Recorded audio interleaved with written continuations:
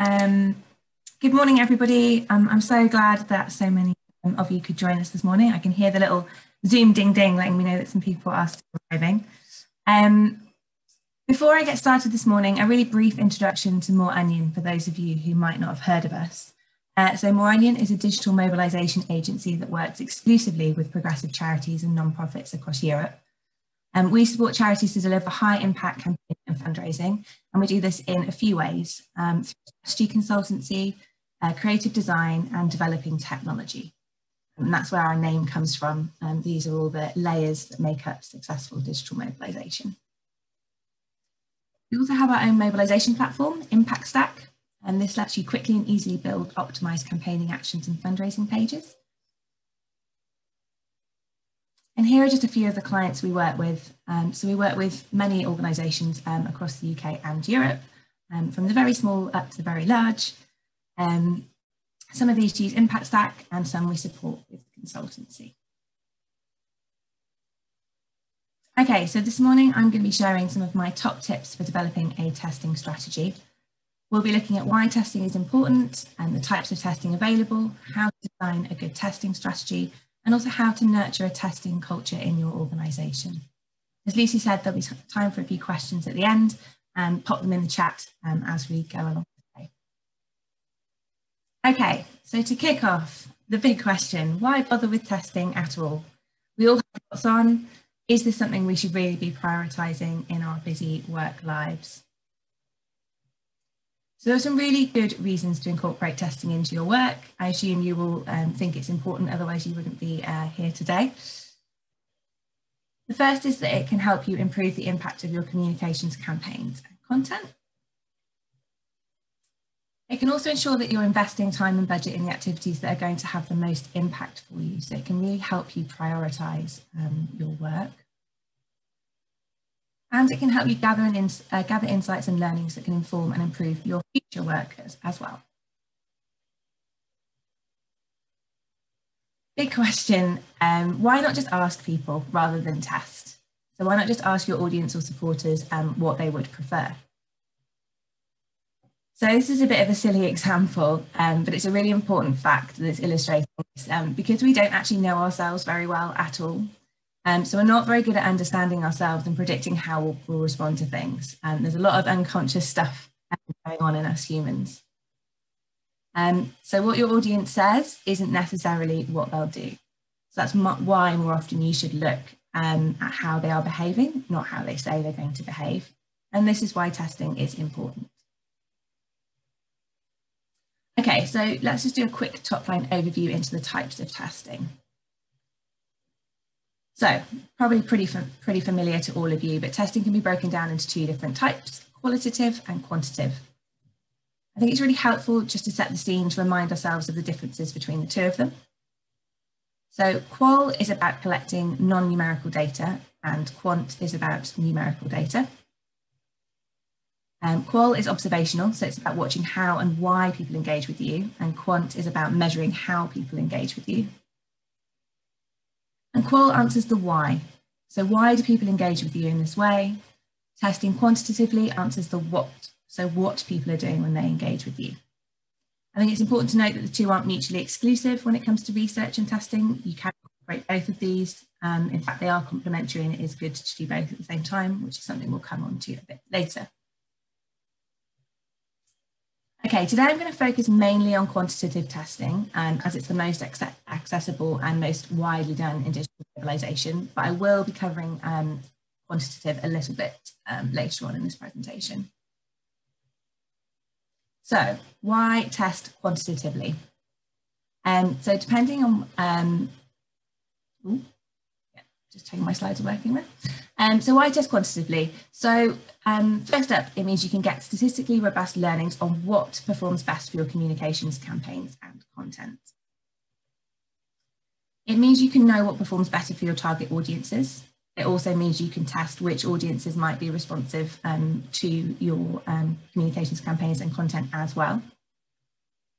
And it can be a cost-effective and quick way to make impactful learnings. And this is depending on what you're testing, of course. Okay, so first up, you need to, when you're thinking about quantitative testing, you need to think about how you're going to A/B test. How are you going to test your variables? Excuse me.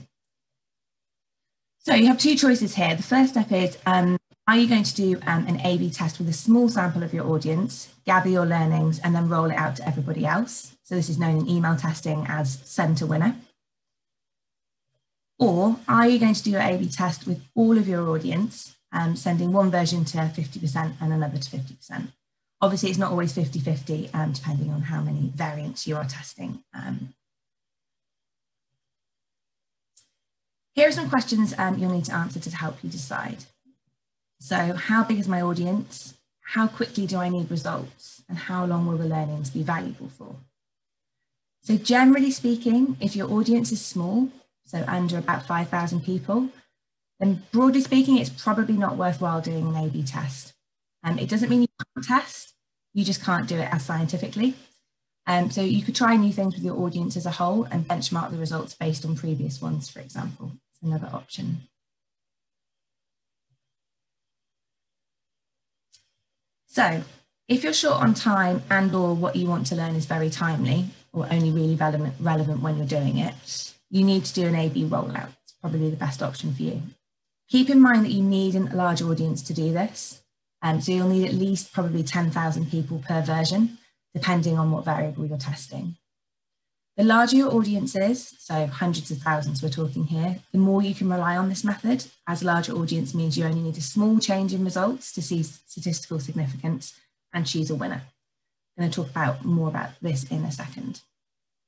If your list is small and or you have more time and you want statistically significant learnings you can use for the coming months, then a A/B might make more sense. You can also use this if learnings aren't time sensitive, so you want to know how to frame an issue for an upcoming campaign or appeal. Okay, don't forget statistical significance, the hardest phrase to say on a webinar ever. So when choosing which approach to take and when doing quantitative tests in general, don't forget about statistical significance. So what does this phrase mean? So it means that the difference in the results you have is statistically significant enough that you can be confident that the difference between your A/B variations is not due to random chance, but the change you actually made. It's really, really important and can often be overlooked. Some ways to achieve it, because it can be quite hard sometimes. So first step is to increase the size of your samples. So if you have very large audiences, then the differences in the results you're seeing don't have to be as big to be significant. If you can't do that, not everybody has hundreds of thousands of people in their supporter bases, then you need to be bolder with the variables you've chosen, or your versions of these, your variants of these, because you need to be trying to achieve a big difference in the performance of your versions. I should also say that achieving it can be hard, but don't let that put you off. If you're not achieving it, that tells you something too, that your chosen variable hasn't had a big impact and you can potentially focus on something else. So how do you measure it? You can just Google statistical significance calculator and lots of free options come up. It's really easy to find a tool. Here's one option, which is isitstatisticallysignificant.com. Okay, so you've decided on an A/B test approach. Now you need to choose what to test. This can be really overwhelming. Here are just a few that I've managed to squeeze onto one slide, but this isn't an exhaustive list. So you've got the really nitty gritty in implementation, things like subject line, the time you're sending emails, form fields on landing pages, right up to some more bigger sort of strategic elements, such as the recruitment source for your audience targeting. Maybe if you're doing Facebook ads, you could be doing email journey testing on the timing of your asks and the number of asks. There's a huge amount of choice. I think this can be often why we abandon testing, because it's just really hard to know where to start and what to choose. Here are some tips for how to choose what to test in a strategic way, so hopefully to make it feel a bit less overwhelming. So first up, you want to start with your objective. What are you wanting to achieve with testing? So there's more people taking campaigning actions, more people opting in when donating, which Facebook targeting recruits the most engaged supporters, etc. You then want to consider strategically what you can test to help you achieve this. So what variables are going to have the most impact, do you think? So some ways to do this might be listing factors that might affect progress towards your objective. You could look at existing performance to identify your weak spots. And you could look at the results of what you've already tested as well to give you a steer. Once you've done this, you then need to prioritise. As you can only test one variable at a time, and we know that capacity and budget is often limited. So it's really good to know what you should be focusing on first. How to prioritise what to test? A simple scoring system can really help. So here's just a simple grid where you can score the expected impact of your test versus the ease of implementation, and then you get a prioritisation score that means you can decide. So you've decided what to test. How do you design your test? First thing to do is to write down your hypothesis. So this is including any anticipated consequences if you can. E.g., we think asking people to donate after they've signed our petition and then share will increase the number of donors, but is likely to reduce the number of people sharing. It's also important to focus on your objective here as well. You need to make sure you're only changing one variable per test. It sounds really obvious, but you'd be amazed how sometimes other variables can creep in without you noticing, and nothing messes up an A/B test more than accidentally changing two things and then not knowing which one has affected your results, positively or negatively. Keep in mind statistical significance, as I've already mentioned. And finally, this is really important, know how you're going to be measuring success and make sure you're tracking these metrics. You're going to need a primary metric. So for example, opt-in rate if looking to test opt-in language, but other secondary metrics are really important too. So if you're looking at an opt-in rate, then also maybe a conversion rate for that landing page is also going to be something that's going to tell you, give important context. Okay, I won't talk this through, but here's a template that you can use to design your test. You'll get these slides afterwards, so this is hopefully essentially a useful framework you can use to get started. And now what I'd like to do is just explore some of these tips in practice through some case studies. So first up, a test we did with Care International, where the objective was to increase the percentage of people opting in for email. So the hypothesis was that a radio field would outperform a checkbox for opt-in. And so you can see here we've got checkbox and radio yes/no option. Yeah. The results, so the primary metric was obviously percentage of people opting in, and the results were statistically significant. 48.6% of people opted in through the radio, so that was the winner. Got a note here to say don't stop here for this kind of opt-in rate. You can usually do better than this. We've seen better results than this for opt-in, so it's not necessarily a benchmark. The important thing is this test was backed up by secondary metrics. So the radio also saw a high conversion rate as well. What this case study shows is the importance of those secondary metrics when evaluating your tests. So you need to evaluate your primary metric in context to reach a final conclusion and decide whether you will implement your learnings. So if that secondary metric for radio had been a lot lower, then further testing might need to be done. Or a different decision made rather than rolling out radio as the choice for an opt-in field. Next up is another landing page case study example from an organisation we worked with, and we've got permission to share this case study anonymously.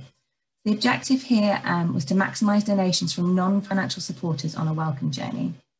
And the hypothesis was that including a donation form on every campaign and engagement action thank you page, so the daisy chain, will increase the number of donors converted. Now the results really show the importance of firstly checking for statistical significance, because the number of donations was not statistically significant between the two versions. But what was statistically significant was the unsubscribes. And again, this shows the importance of evaluating your test holistically and looking at secondary metrics. And so here, the unsubscribed results were statistically significant. They were higher for the sample that had, for the version that had donate, ask on all the thank you pages. This is a really important piece of information for decision making, potentially better for this audience to ask for money in different ways, maybe, if you want to retain more of the audience. So it all comes down to what you're trying to achieve and what's most important to you. I think it's really important to note as well that this doesn't mean that you shouldn't do this. It just means that for this audience, this wasn't the right approach. Every organisation is unique. There's lots of different variables at play. So this is something you would need to test as well, because I have seen it used successfully for other organisations in different audiences. A case study about daisy chain asks from Friends of the Earth. So they recently did some quite extensive testing of their daisy chain asks. Their objective was to increase the number of donations made post-petition signing, so post people signing some of their petitions. Their hypothesis was that asking petition signers to complete a mini survey between signing the petition and being asked to donate would increase the likelihood of them donating. Really interesting test. So they came up with 4 different versions to test. So one was just a petition with a share ask and then a donate ask, then a petition with that inverted, so a donate ask and then a share ask. And then they had 2 different versions of the survey, and they had the key difference between version C and D was just the framing. So they just asked the donate ask in 2 different ways. Now version D was the winner. So their hypothesis was proved correct. 3.73% of people that signed the petition went on to donate after completing the survey. It's really important to note though that they did see shares decrease, so from around 34% to 19%. So this is why it's really important to be clear with your objective when you're testing and comfortable with the trade-offs in pursuit of that. The other important thing to note about this test is it's really context-specific learning for this audience that was tested and this petition. Friends of the Earth are doing further testing to see if this could roll out for other actions they do in other audiences. So it's not just something that they've blanket rolled out because it's just something they've seen for this test. Friends of the Earth have shared this case study at a Impact Stack event we did in the past. So when you get these slides, I've popped a link to their full case study here because there's a lot more detail that I can't cover today, unfortunately. If you'd like to know a bit more about this test, then there's information there. Okay, a final example from Versus Arthritis. We've been working with them for the past 6 months on developing a welcome journey aiming to convert new supporters to donors. And this is one test that we ran as part of that journey. The objective was to increase the number of donations made by supporters in that journey. And the hypothesis was that a personal story will prompt more donations than an organisational request. So this was a direct email ask. So yeah, it's quite a common hypothesis in the sector, I think, that we think personal stories are more likely to touch people emotionally and so therefore more likely to prompt donation. So this was version A. So this was an email from someone who lives with arthritis showing how Versus Arthritis' research has transformed their life as they now live pain-free. And version B was from someone who works at Versus Arthritis showing how pain research is underfunded and needs their support. So we in the team were all very confident that the personal story would perform better because it's just, we have common knowledge in the sector that this should be what performs better. The results were really interesting. So first of all, you'll see there's a big difference in the open rate. This is the first learning and reminder, only change one variable. So a bit of a dope moment because we actually sent out the email with 2 different subject lines. That error aside, we actually didn't get statistically significant results on which framing drove more donations. However, we can draw the following conclusions. So based on the click to donate percentage, so that's the percentage of people who clicked on the email and then went on to complete a donation, as well as the donation value, the organisational email performed better. So it performed as well as the personal story, even with a lower open rate. But interestingly, the organisational email did get higher unsubscribes, and that was statistically significant. So it's definitely something to keep in mind and something to keep an eye on when we do further testing. I think the learning here is that you need to be open to your tests giving you different answers to what you asked. Okay, so things to remember, just to wrap up quantitative testing. So set hypotheses before you start. Remember, context is crucial. Do not analyse your metrics in isolation and beware unintended consequences of variables you're changing. You need to be prepared to make trade-offs in pursuit of your objectives. And keep in mind that your learnings won't necessarily stay the same. There are lots of variables at play when you're testing. So what works for one audience might not work for another. What works for one action might not work for another. What works for one organisation might not work for another. And beware confirmation bias. So this is also known as jumping to conclusions. And be aware that we do tend to analyse our data in a way that supports our own perspectives and opinions. Here are some tips for how to do better analysis so that you can try and combat that confirmation bias. So one is using the rule of three. So come up with 3 different conclusions to push yourself to look at different points of view. Share with others. So ask a colleague to analyse the data with don't share any of your conclusions with them, and ask them to come up with what they think that data is telling them. And also try and prove yourself wrong. So actively seek out and weigh up contradictory information to what you think the obvious conclusion is from your data. Of course, one of the best ways to avoid confirmation bias is to do qualitative testing along with your quantitative testing. As I said at the start, I'm only going to cover this very briefly as it's a big topic and we don't have that much time today. But why do it?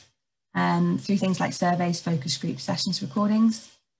It means you can understand the how and the why your supporter engage in the ways they do, so their needs, opinions and barriers. It can help you decide what to quantitatively test and prioritise so that you can make the most impactful changes first. The upsides are it requires low volumes of supporters, so if you don't have a big base, it is a route of testing that's open to you and could be useful. The downsides are that it is more complex and it can be a lot more costly than quantitative testing.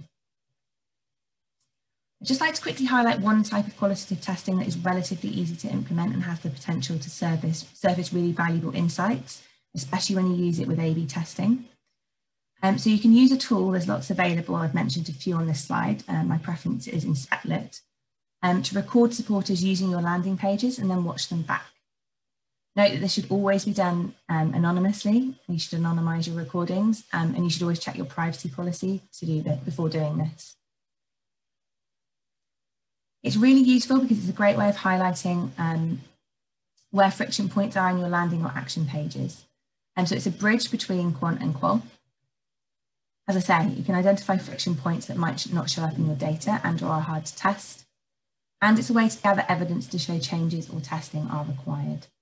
So this can be really useful if you're having a hard time convincing people in your organisation that you need to be testing. If showing them poor data for your landing pages isn't enough, you can show them some recordings of people having real difficulties using your pages potentially to start that conversation and prompt people into action. Okay, and finally, I just want to share some tips on how to nurture a testing culture at your organisation. So making testing easier, I know one of the big barriers is time. So here are some ways to hopefully make it a bit less time consuming and a bit easier to get started. So first of all, get buy-in for integrating it into all your projects. Keep focused on what you want to learn and why. So this could be a really good way to get buy-in, is to focus on the fact that it's going to gain really valuable insights for you that will improve all your projects moving forwards. Set up a simple process and integrate it. You could use some of the templates and tools we've provided today. Create an evergreen document of all possible variables to test. So this is just one place where you can go and have a look when you're trying to work out what you should be changing, so you don't have to come up with those ideas every single time. And finally, start small. It can feel very overwhelming, but just choosing one priority thing to test and getting started, maybe a smaller part of a project or your ongoing comms, can be a great way to get started and make it feel less overwhelming. Getting the most out of testing. So make sure you're sharing your learnings. It can be really easy just to look at your test results and go, oh yeah, great, keep them to yourself. But try and work across teams. Keep good records. So make sure you're writing stuff down somewhere centrally. And also share and celebrate learnings and success. Nothing drives a focus on testing like getting those learnings and sharing them more widely and seeing the success or the failure. Remember, you can also learn from failures too. One big tip is to consider a simple shared document or spreadsheet that has every test you've ever done in it. You know, people move on and can take this knowledge with them. So it's really great to have this all kept somewhere centrally in your organisation. So you can put in all the relevant data and then you can make it work harder. So set up filters and conditional styling so you can quickly see at a glance what was statistically significant, or you can search by a certain campaign topic or email topic, for example, and at a glance get the context you need. And finally, to wrap up, just to say, this sounds like a really bad motivational poster, but just remember that everything you do is a test. So even if you can't do A/B testing or qualitative testing, everything you're doing with your communications campaigns and content is an opportunity to learn. So prioritize monitoring and evaluating your activities. Even if you're not doing testing, that's still really valuable data and insights that you could be using to improve future work. And if you can't A/B test, you can use results that you've already achieved as a benchmark for future work and do some slightly less scientific testing, but still really worthwhile work. Okay, I realise that took a bit longer than expected, Lucy, but hopefully we can squeeze in a couple of questions if possible. Well, thank you, Rebecca. That was packed, thought-provoking as always, with lots of sort of practical information to take away and implement. Thank you. Yeah, we have got quite a few questions. We will respond to people directly, either sort of in the chat or come back to you after the session. I think we've got time probably for a couple of questions now. So I'm just going to take the first two. The first is quite a specific question from Becky. Rebecca, she says, our email provider has an automated time send function, which sends to the individual based on the time that they most often engage. So is it still worth testing the time of the send? Interesting question. I guess it depends how reliable you think your email sender is. I would say, I mean, it's likely that they've got a lot of data that they're aggregating in the background to make that decision for you. I guess the only way to find out if it's reliable would be to do a test and make your own assumptions and then see if you can beat your email provider's insights. I'm not sure. My question there would be to say, is this worth your time focusing on, or are there other variables that you think are actually more likely to have an impact, such as sender name or even content in the emails? If you've got really poor open rates, then maybe it is worth looking at that.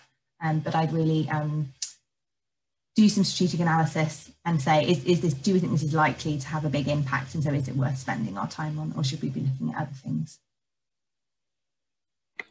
Thanks, Rebecca. And then we have Sinead at Expat UK. Sinead is asking, do you need a minimum audience size to do A/B testing and to make it statistically significant? So that's, do we need a minimum audience size for A/B testing? Yes, you do.